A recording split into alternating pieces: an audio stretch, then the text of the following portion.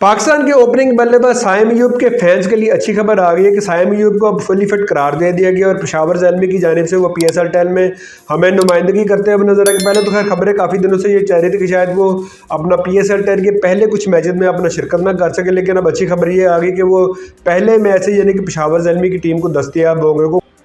क्योंकि दौरा south Africa में जब साइम अयूब इंजरी का शिकार हुआ तो उसके बाद एक बड़ा इवेंट उन्होंने चैंपियन ट्रॉफी को जो कि 26 साल बाद पाकिस्तान में होने जा रही थी वो भी उन्होंने मिस कर दिया। फिर दौरा न्यूजीलैंड के लिए भी वो अवेलेबल नहीं था और अब सुनने में यही आ रहा था कि शायद PSL में भी वो यानी कि अवेलेबल ना हो सके, लेकिन फाइनली अच्छी खबर आ गई कि PSL में हमें साइम अयूब दोबारा अपने एक्शन में नजर आएंगे। लेकिन अब साइम अयूब के हवाले से ज़रा थोड़े से खदशात भी ज़रा वो 3-4 माह अब क्रिकेट से बाहर है। ज़रा उन्होंने अब 3-4 माह को अपना इंटरनेशनल क्रिकेट या फिर अपना किसी लीग में पार्टिसिपेशन तो उन्होंने की, तो अब ज़रा दोबारा एक इंजरी से जब बंदा वापस आता तो फिर उसको दोबारा रिकवर करने के लिए अपने कहते हैं कि दोबारा अपनी फॉर्म हासिल करने के लिए उसको अब थोड़ा सा टाइम भी चाहिए होता है। तो अब ज़ाहिर अब ये भी एक खदशात का जाहिर किया जा रहा है कि साइम अयूब वो पहली जैसी परफॉर्मेंस जो कि दौरा ऑस्ट्रेलिया में या जिम्बाब्वे में या उसके बाद अपना साउथ अफ्रीका दौरे में शानदार वो परफॉर्मेंस दे के आ रहे हैं, अगर PSL में वो वैसी परफॉर्मेंस ना दे सके तो फिर ज़ाहिर क्रिकेट के जो हेटर्स हैं उनको यानी कि मौका मिल जाएगा। वो कहेंगे देखें जी ये टुल्ला प्लेयर था और यानी कि वहाँ पे साउथ अफ्रीका में उसके 2-3 टुल्ले लग गए जिसकी वजह से उसने यानी कि अच्छी परफॉर्मेंस दे दी। लेकिन साइम अयूब एक तगड़ा बैट्समैन है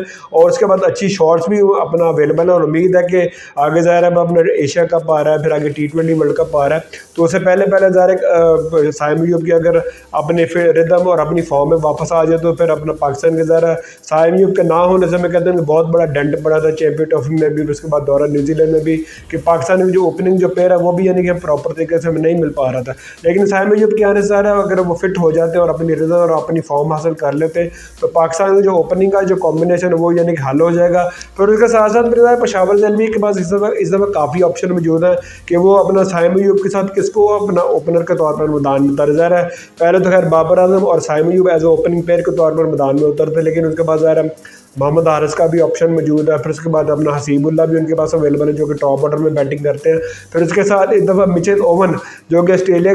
के साथ ताल्लुक़ रखते हैं और बिग बैश लीग जो हुआ था लास्ट उसमें फाइनल में उन्होंने शानदार परफॉर्मेंस दी थी, वहाँ पर वो मैन ऑफ द मैच भी करार पाए थे। तो वो भी एक तगड़े बैट्समैन और 180+ की स्ट्राइक रेट से वो बैटिंग करते हैं, तो वो भी एक अच्छा ऑप्शन होगा कि साइम अयूब के साथ अगर Mitchell Owen as an opening player के तौर पर आता है तो ये भी काफ़ी तगड़ा और डेंजरस किस्म का अपना ओपनिंग प्लेयर होगा। बाकी हम देखते हैं साइम अयूब तो है पक्के होंगे एज ओपनिंग प्लेयर के तौर पर, लेकिन उनके साथ में अब देखते हैं कि दूसरा जो ओपनर होगा वो बाबर आजम होगा, मिचेल ओवन होगा या अपना क्या कहते हैं कि अपना मोहम्मद हारिस होगा। बाकी अब ज़ाहिर है बाबर आजम के ऊपर भी इस दफ़ा कहते हैं ना कि